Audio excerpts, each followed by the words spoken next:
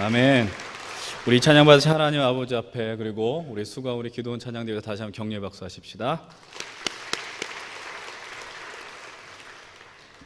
네, 우리 오부 예배, 우리 특별히 젊은 예배 오신 여러분들 주님의 이름으로 축복드립니다. 특별히 나는 젊지 않은 것 같은데, 그러나 여기 있는 것만으로 젊다라고 이야기 들을 수 있는 영광을 얻으셨다라고 생각하시고, 우리가 하나님의 말씀 앞에서 늘 깨어있고 푸른 어떤 청년의 정신으로 우리 사실 수 있는 우리 귀한 성도님들, 우리 청년들 되길 주의 이름으로 축원드립니다.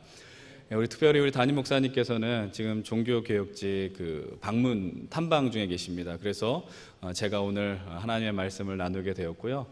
특별히 오늘 이 자리에 있기까지 참 6개월이 시간이 걸렸는데, 저희 뒤에서 찬양을 들으니까 참 우리 찬양팀이 많이 귀하고, 우리 또 찬양대도 얼마나 참 아름다운 찬양을 드리는지 모릅니다. 우리가 함께 오늘도 하나님의 말씀을 나누기를 원하고요. 우리 함께 오늘 바로 본론으로 들어가시도록 하겠습니다. 우리가 예수님의 모습을 우리가 함께 좀 주목해서 보셨으면 좋겠습니다. 예수님께서 아주 복잡한 군중 가운데 있으셨거든요. 그런데 지금은 이제 혼자만의 시간을 갖기를 원하고 계십니다. 오늘 본문 앞에 나오는 장면은 우리가 너무나도 잘 알고 있는 오병이어 사건이 나오는 장면이죠. 보리떡 5개와 물고기 2마리로 5,000명을 먹이셨고, 그 가운데 스스로를 생명의 떡임을 선포하셨던 장면을 우리는 기억을 할 겁니다. 오늘 마태복음에는 등장하지 않지만 요한복음을 보게 되면 이 사건 이후에 수많은 사람들이 예수님을 왕으로 모시려고 몰려들었다라고 증언하고 있습니다. 여러분들 그것을 좀 기억을 하면서 오늘 본문을 보기를 원합니다. 22절과 23절 우리 함께 한 목소리로 좀 읽어보기를 원해요. 22절 23절 같이 보겠습니다. 시작.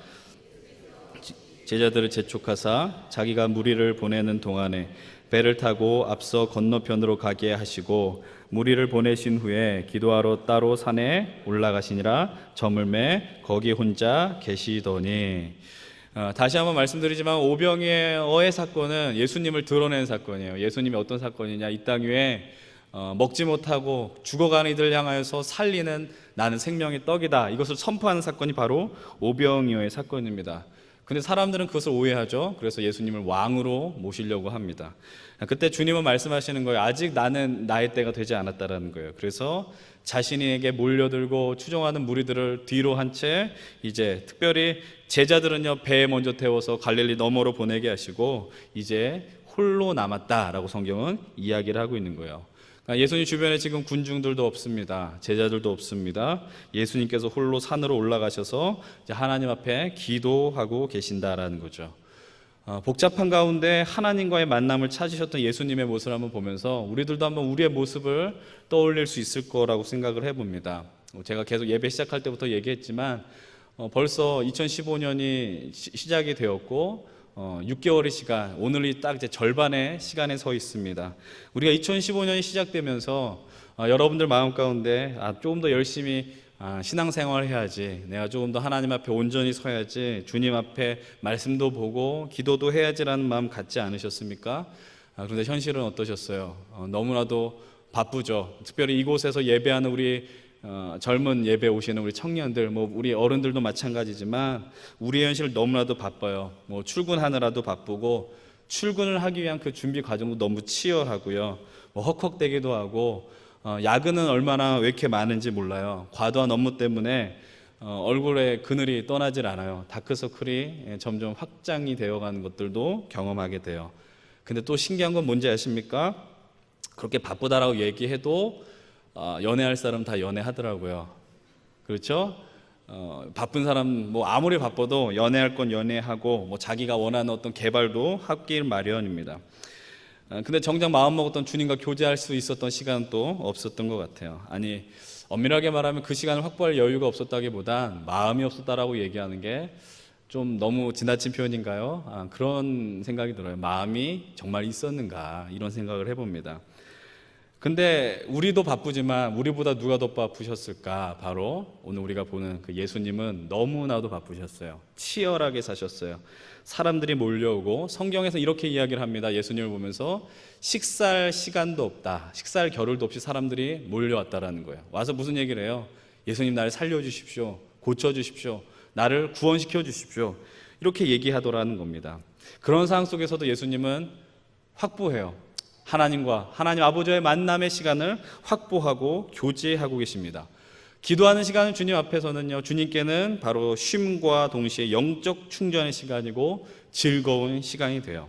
우리들도 좀 그랬으면 좋겠어요. 주님 앞에 나오는 거, 이 예배 자리에 나오는 분들 여러분 많이 힘드셨죠? 그러나 내가 하나님의 말씀을 듣고 하나님을 찬양하는 것이 그냥 습관적인 나옴이 아니라 내가 회복되어지고 새 힘을 얻는 시간이 되기를 원한다. 좀 여러분 그런 마음으로 이 자리에 섰으면 좋겠습니다.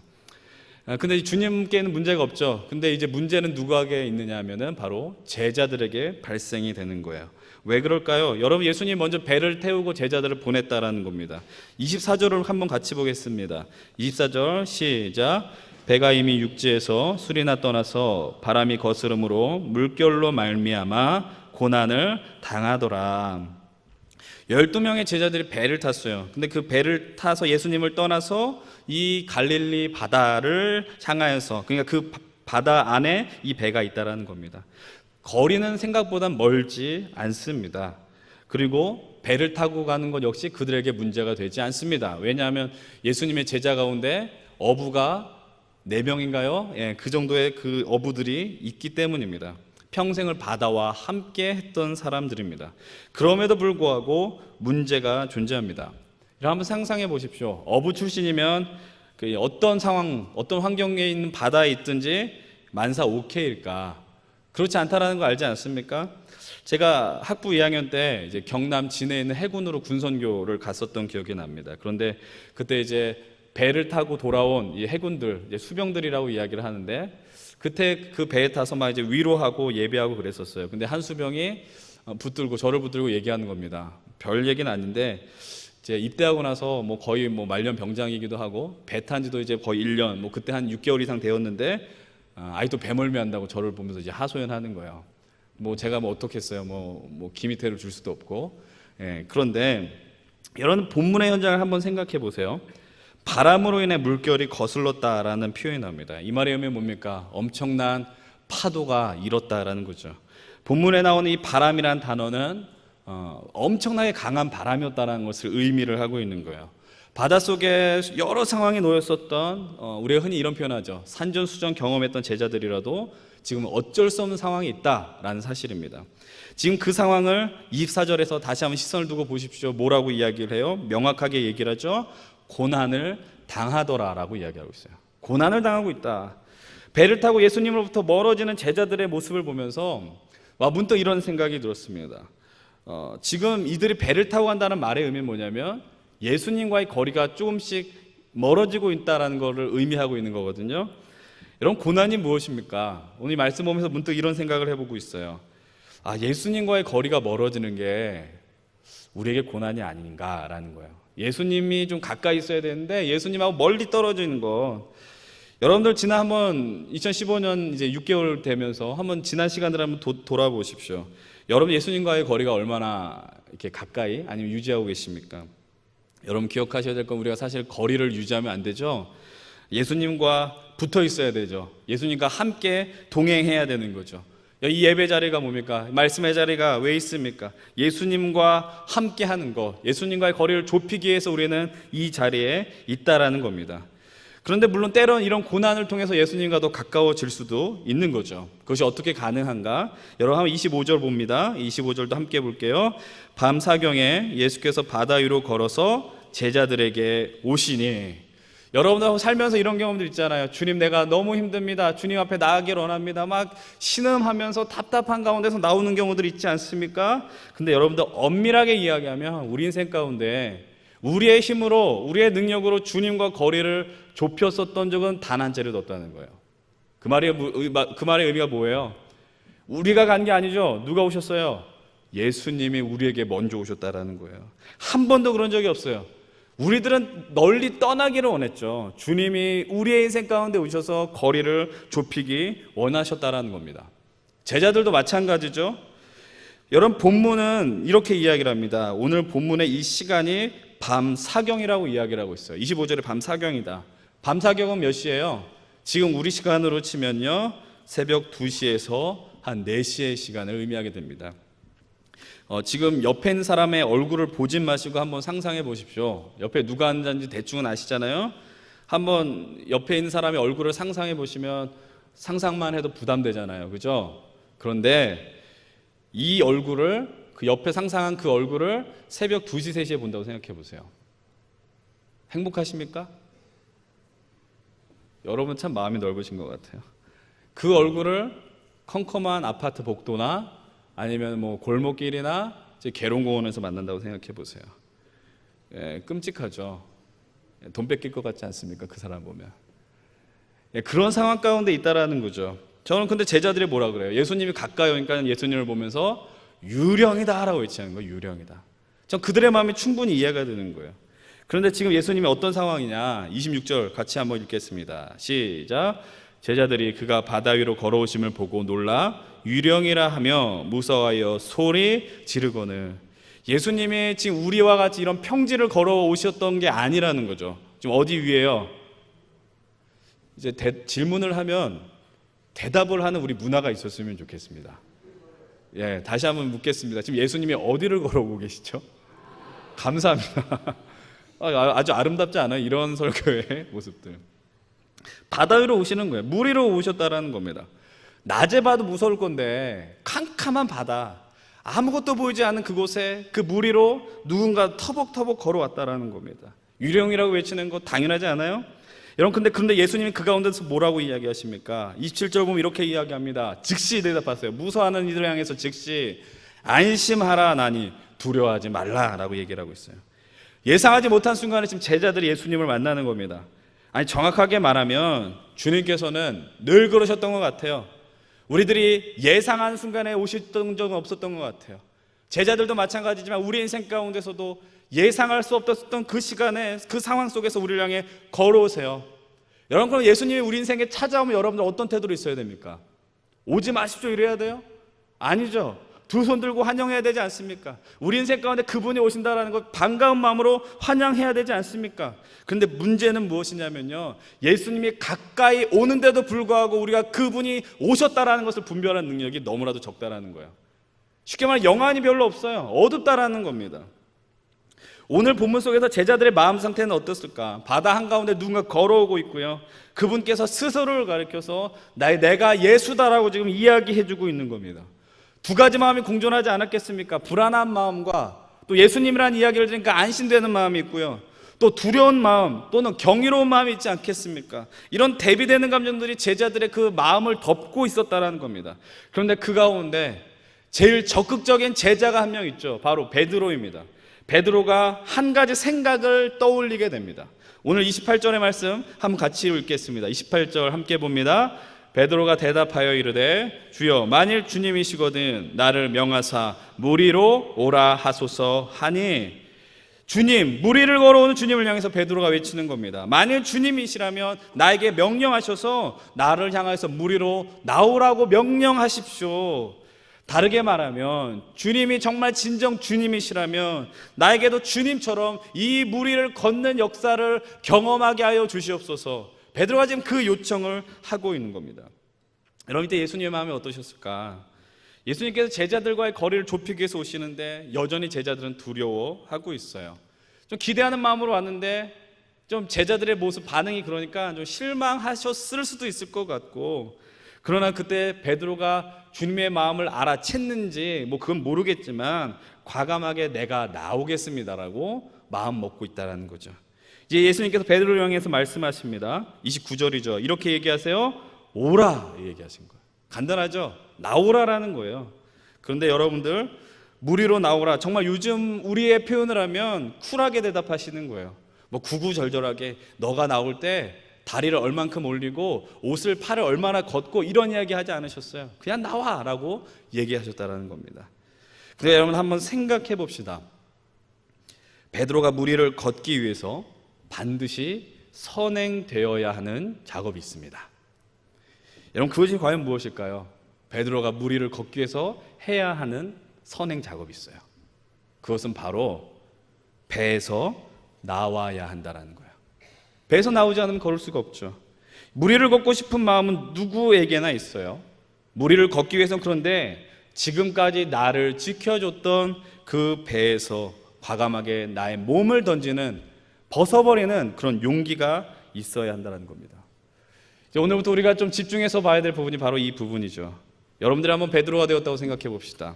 지금 예수님 불러주고 계십니다. 아까 전에 얘기했죠. 예수님 불러주시면 저를 불러주셨습니까? 감사합니다. 이렇게 반응해야 되는 거 아니에요?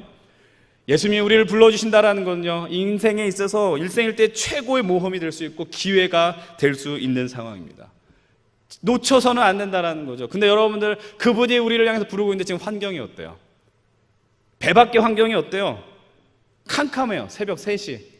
바람 소리는 세차게 불고 있습니다. 엄청난 파도가 일어나고 있고요. 당장으로도 이 물속이 나를 덮칠 것 같은 두려움으로 넘쳐난다라는 겁니다. 근데 그 배는 어떤 역할을 해줘요? 그런 환경과 상황을 조금이라도 가려주는 역할을 한다라는 겁니다. 무섭습니다. 그러나 배 안에 있으면 조금 덜 무서운 것 같아요. 아주 죽을 것 같은데 배 안에 있으면 당장 죽을 것 같지는 않습니다.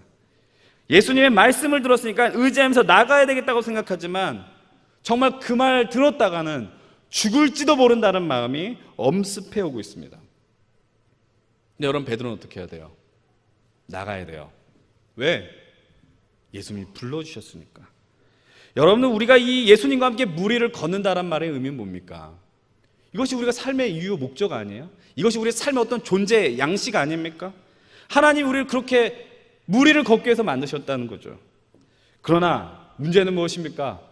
베드로? 아니요. 우리들을 향해서 얘기해 볼까요? 우리들은 이 배를 떠나려고 하지 않습니다. 아니, 배 밖으로 나가려고 한다는 말의 의미가 뭐예요?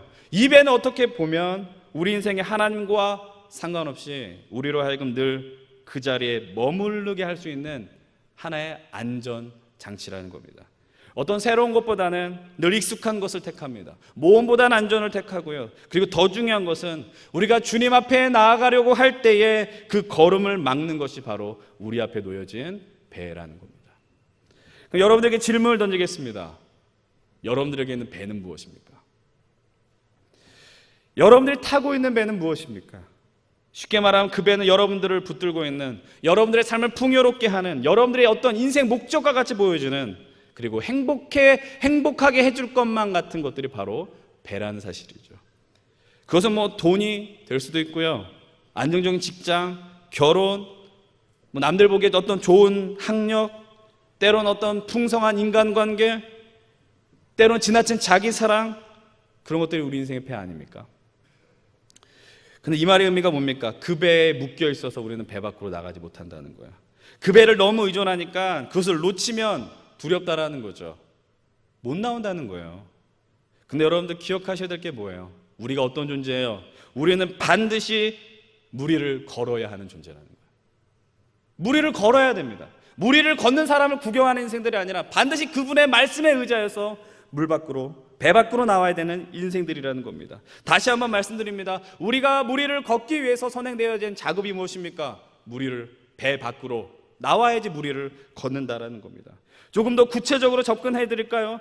우리들이 주님의 부르심에 반응하게 되면, 조금 더 신앙생활을 열심히 하게 되면, 내가 이 시간 예배의 자리를 지키고 이후에 어떤 말씀의 나눔, 셀에 참여하게 되고, 여러분 이런 얘기 흔히 들어보지 않았어요? 우리 어른들 가운데 주일 예배뿐만 아니라 주변에 있는 사람이 뭐 수요 예배나 금요 기도에 나오면은 이런 얘기 꼭 하더라고요.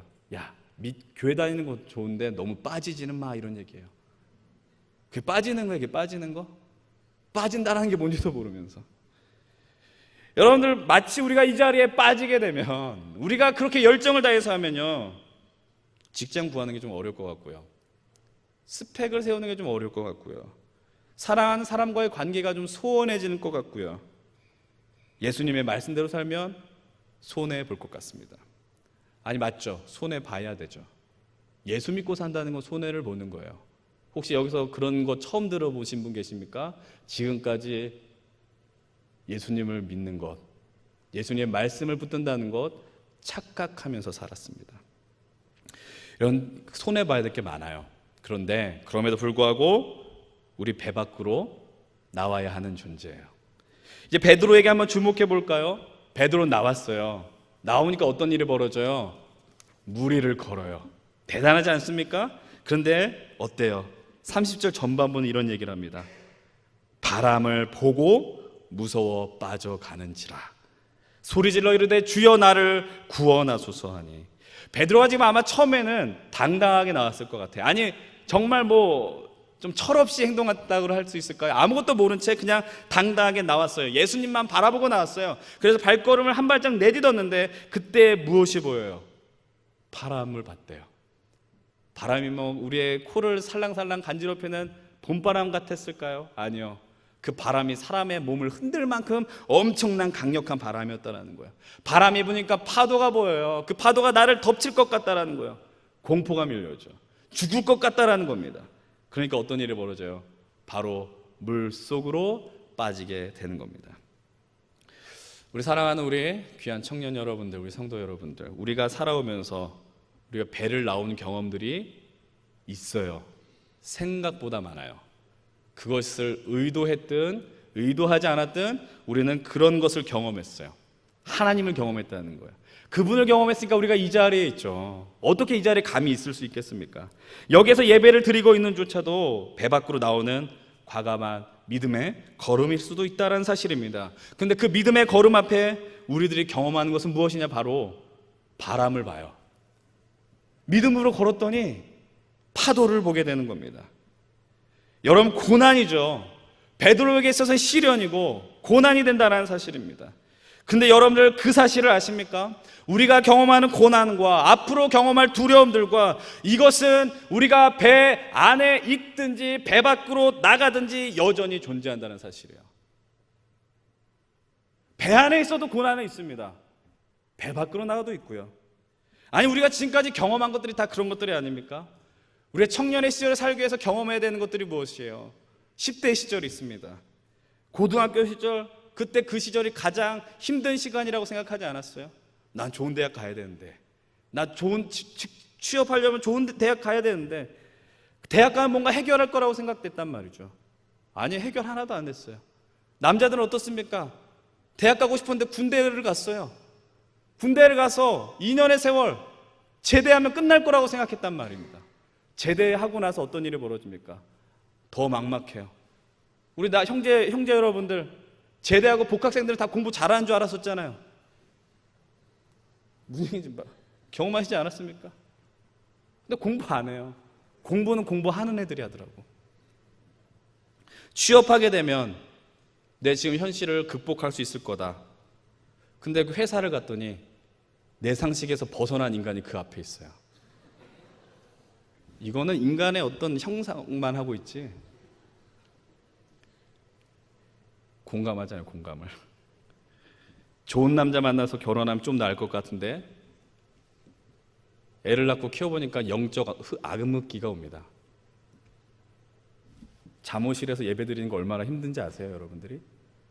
쉽지 않다는 거예요. 또 나이가 먹어서 자녀들 시집장가 보내면 끝날 것 같은데 손자 손녀 키워야 되죠. 혹시 이런 생각 해본 적 있습니까? 내 인생은 왜 하나 놓으면 또 뭔가 있느냐? 다시 한번 우리가 말씀으로 시선을 돌려봅시다. 다시 한번 30절 보세요. 바람을 보고 무서워 빠져가는지라 소리질러 이르되 주여 나를 구원하소서 하니. 바람을 보고 베드로가 물에 빠졌어요. 물론 그런 마음 가운데 두려움이 가득했습니다. 근데 두려움이 가득한 가운데 그래도 베드로가 아주 중요한 것을 하죠. 무엇입니까? 주님, 나를 구원하소서. 주님을 외치는 거예요. 그때에 어떤 일이 벌어집니까? 31절과 32절 한 목소리로 읽겠습니다. 시작. 이제 예수께서 즉시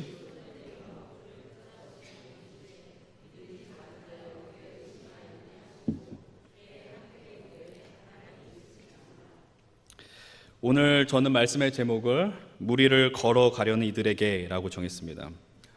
저는 저를 비롯해서 이곳에 예배하는 우리 귀한 청년들과 우리 성도들 모두 무리를 걸으려고 하는, 아니 무리를 반드시 걸어야 하는 이들이라고 생각합니다. 정확하게 이야기하면 우리를 보호하고 있는 그 배 밖으로 나와서 예수님께 나아가야 하는 인생들이란 거죠. 근데 우리들은 새로운 무리가 아니라 늘 익숙한 그 배 안을 선호합니다. 이거는 뭐 죄다 아니다를 떠나서 인간의 본능인 것 같아요.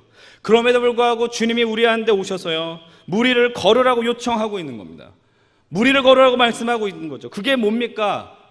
주님의 부르심인데 그게 우리를 힘겹게 하는 것 같아요. 우리 배 안에서 주님 봤으면 좋겠어요. 주님을 믿고 구원받았으면 좋겠고 천국 가고 싶어요. 그런데 그것을 내가 나를 지켜주는 그 배 안에서 누리고 싶다라는 거죠. 왜냐하면 그 배는 나를 지켜주는 하나의 안전지 같은 거니까. 그런데 여러분, 우리가 그분의 부르심이 힘들고 어렵다고 해서 배 밖으로 나가는 것을 거부하면 어떤 일들이 일어날까요? 우리로 하여금 이전에는 그것이 안전한 배라고 느껴졌던 것들이 무너지기 시작합니다. 배는 어떻게 돼요? 낡게 됩니다. 낡으면 그 안으로 물이 조금씩 스며들기 시작합니다. 혹시 돈이 안전한 배라고 생각하셨습니까? 그런데 그 돈이 어느 순간 보니까 구멍 나기 시작합니다. 카드 돌려막기라고 있는 거예요. 여러분들이 막상 좋은 대학이 배라고 생각하고 있었는데 좋은 대학이 오히려 취업하는데 방해가 되는 일들도 요즘 벌어지고 있다라고 그러죠. 예전에는 내 외모가 나의 배라고 생각했단 말입니다. 근데 청년 이부가 되니까 조금씩 느껴지는 거죠. 화장품이 점점 돈이 비싼 게 되는 거야. 비싼 화장품 사는 거지. 사랑하는 여러분, 우리 삶을 한번 돌아보십시오. 정말 억지로 주님께서 우리로 하여금 배에 나오게 하셔서 무리로 걷게 할 때가 있다라는 거예요. 그런데 그분의 인도하심을 인하여서요, 우리가 원치 않게 무리를 걷게 되면 빠지면 안 되는데 무리에 빠질 때가 있다는 겁니다. 그것을 우리는 세상은 뭐라고 이야기합니까? 실패라고 이야기합니다. 좌절이라고 이야기합니다. 힘들어서 나왔는데 또 힘든 겁니다. 우리가 그 상황 속에서 하나님이 살아계십니까? 하나님 살아계시다면 왜 나를 그냥 물속에 내버려 둡니까? 라고 이야기하지 않습니까? 근데 여러분들, 저는 분명하게 선언합니다. 우리가 이곳에서 경험하는 실패와 좌절은 우리의 인생의 근본적인 실패와 좌절이 아니라는 사실입니다. 더 큰 실패와 좌절이 무엇인지 아세요? 안전해 보이는, 그래서 예수님이 계신 그 물 위로 나가려고 하지 않는 게 더 큰 실패이며 좌절이라는 사실을 기억하십시오. 이 땅에서 그 어떤 사람도 실패를 경험하지 않은 사람 없어요. 소위 성공만 했다고 한 사람들 100% 나는 실패 없어, 성공만 했어, 데려오십시오. 거의 없어요. 설령 있다라고 했을 때 그 사람 대면하면 그 사람은 정상이 아닐 거예요. 교만하고요. 근데 그런 사람의 특징이 뭡니까? 한 번 넘어지면 못 일어난다라는 겁니다. 여러분, 이런 얘기 들어보셨잖아요. 홈런왕이 되려고 하면 어떤 왕이 돼요? 삼진왕이 되는 겁니다. 실패를 많이 경험한다는 겁니다. 과학자가 새로운 이론을 증명하기 위해서는 어떻게 해야 돼요? 수많은 실패, 어떤 가설을 세웠는데 무너졌던 것들 얼마나 많이 있습니까? 우리의 인격이 좀 성숙하고 우리의 그릇이 넓어지려면 어떻게 해야 돼요? 사람들한테 배신도 당해보고 실패를 경험해보고 그런 가운데 겸손해지면서 낮아지는 것들을 경험하지 않았습니까? 내가 자전거를 타는데 연습하면서 넘어지지 않겠다라고 하는 것, 수영을 배우면서 물 먹지 않겠다라고 하는 것, 그것만큼 교만하고 오만한 생각이 어디 있겠습니까? 우리는 인정해야 되죠. 물속에 빠지는 것은 우리 삶 가운데서 치러야 된 하나의 대가이며 어떻게 보면 어떤 비용이라는 것이다라는 것이죠. 그런데 여러분들, 그것보다 더 중요한 것이 있습니다. 우리가 그런 절망과 좌절의 순간에서도요, 물 위에 있다라는 겁니다. 그 말의 의미가 뭘까요? 물 위에 있다라는 것이 우리에게 어떤 의미로 다가온지 아십니까? 사랑하는 여러분들, 물 위에 누가 계십니까? 다시 한번 대답하시죠. 물 위에 누가 계십니까? 바로 예수 그리스도가 계시는 거예요. 무리는 여전히 내가 두려워하고 실패의 자리. 그러나 여러분 기억하십시오. 그곳은 더 이상 우리가 죽고 망하는 자리가 아니라 예수님이 계셔서 우리를 회복시켜 주시고 살려주시는 자리라는 것을 기억하십시오. 여러분, 그때 베드로가 뭐라고 외쳐요? 주님, 나를 구원해 주십시오. 나를 절망 가운데서 건져 주십시오라고 외치는 겁니다. 그때 주님께서 우리를 향해서, 오늘 베드로를 향해서 말씀하셨던 것처럼 너 이렇게 믿음이 없느냐라고 뭐라고 하실지라도 그분은 우리를 향해서 어떤 모습을 나타내고 계시느냐. 31절 앞을 보세요. 뭐라고 이야기를 합니까? 상반절에 이렇게 이야기하고 있습니다. 예수님께서 즉시 손을 내밀어 그를 붙잡았다라고 얘기해요. 여러분, 이것이 무슨 다른 나라의 이야기일까요? 예수님이 구경하다가 너 물 좀 많이 먹어봐라 이러고 내버려 두는 겁니까? 아니죠. 빠지는 즉시 손을 내밀었다라는 거예요. 사랑하는 여러분, 이 사실을 믿으십니까? 우리가 치열한 세상 속에서 삶의 목적이 생존하는 것이, 버티는 것이 인생의 목적처럼 되어버린 이런 타락한 현실 속에서 앞이 보이지 않는 캄캄한 절망 속에 놓여지는 우리를 향하여서 오늘도 여전히 주님은 손을 내밀고 계시다라는 사실을 기억하셔야 돼요. 인정하고 나가셔야 돼요. 근데 여러분, 그뿐만이 아니에요. 32절 봅시다. 32절 함께 보겠습니다. 시작. 배에 함께 오름에 바람이 그치는지라. 손만 잡아주는 것으로 끝나지 않아요. 배에 함께 오르신다. 그분이 우리와 함께 하십니다. 그리고 다시 배에 오르게 해주십니다. 여러분, 그 배는 이전에 탔던 배와 다른 배가 아닙니다. 뭐 모터를 갑자기 다른 것도 아니고요, 돛을 더 많이 다른 것도 아니고요. 그러나 이전에 있었던 배와는 차원이 다른 배가 됩니다. 왜요? 그 배 안에는 예수님이 함께 하기 때문입니다. 예수님이 함께함으로 바람이 그쳤다라고 얘기하는 거죠. 사랑하는 여러분, 생각한 것만큼 예수 그리스도와 함께 타는 배, 그 상황이 급변화하지는 않습니다. 때로는 변화라기보단 동일한 모습을 경험할 때도 많이 있습니다. 그러나 우리가 하나님의 은혜를 경험하면, 하나님의 사랑을 진하게 체험하면 똑같은 상황과 환경의 파도와 바람은 그 이전과는 동일한 것이 아니라 오히려 하나님의 놀라운 은혜를 경험할 수 있는 도구가 된다는 사실을 여러분들 기억하십시오. 사랑하는 잠실교회 청년 동역자 여러분들, 우리 귀한 성도 여러분들, 2015년이 시작된 지 이제 엊그제 같은데 벌써 상반기 끝 무렵에 서 있습니다. 우리가 이제 하반기를 앞두고 새로운 어떤 좀 마음가짐 앞에 있습니다. 여러분들에게 좀 권면하고 부탁드리고 싶은 것은 바로 이것입니다. 무리를 걷기를 결단하십시오. 그렇게 되기 위해서 여러분들을 지킨다라고 생각하는 그 배 밖으로 나오시기 바랍니다. 바람이 있긴 있지만 자꾸 바람만 보지 마세요. 파도가 치긴 치지만 파도만을 보지 마십시오. 그 바람과 파도를 다스리시는 우리 예수 그리스도를 바라보십시오. 그런 가운데 넘어질 수도 있습니다. 실패할 수도 있습니다. 그러나 그때 주님은 우리를 외면치 않으시며 우리를 향해 손을 내밀어 주신다는 것이죠. 무리를 걷는 것은 실패하기 위함이 아니라 우리가 하나님의 목적대로 살기 위해서 마땅히 감당해야 된다는 것, 그것을 기억하시기 바랍니다. 오늘도 여러분 여전히 주님의 은혜와 소망이 우리 앞에 있습니다. 이제 우리가 오늘 예배를 드리고 나서 우리의 삶의 자리로 돌아가게 되면 여전히 우리를 두렵게 하는 파도와 고난이 있을 것입니다. 아니, 그곳에 있을 수밖에 없습니다. 그러나 그것으로 인하여서 우리가 배 안으로만 또 자꾸 들어가려고 할지 모르죠. 그러나 여러분, 오늘 베드로를 향해서 던진 예수님의 말씀을 기억하십시다. 믿음이 작은 자여 왜 의심하느냐. 여러분, 의심 많던 제자를 도마를 향해서도 이렇게 얘기하시죠. 믿음 없는 자가 되지 말고 믿는 자가 되라. 믿는다라는 게 무엇입니까? 배 밖으로 나오는 거야. 배 밖에 두려운 것이 아니라 이 땅에 우리 주님이 이 땅을 통치하시고 우리를 인도하시며 우리의 인생을 책임져 준다는 것을 믿는 거죠. 배 밖으로 나오십시오. 그리고 그분과 함께 무리를 걸으십시오. 사랑하는 우리 청년 여러분들, 주님 앞에서 예배를 드린다는 것, 주님을 바라보고 내가 주님을 신뢰한다는 것, 오늘 집에로 여러분들 삶의 자리로 돌아가서 다시 한번 생각하십시오. 내가 왜 이곳에서 서 있는지, 내가 이곳에 왜 섬기고 있는지, 내가 이곳에서 이 말씀을 듣고 있는지.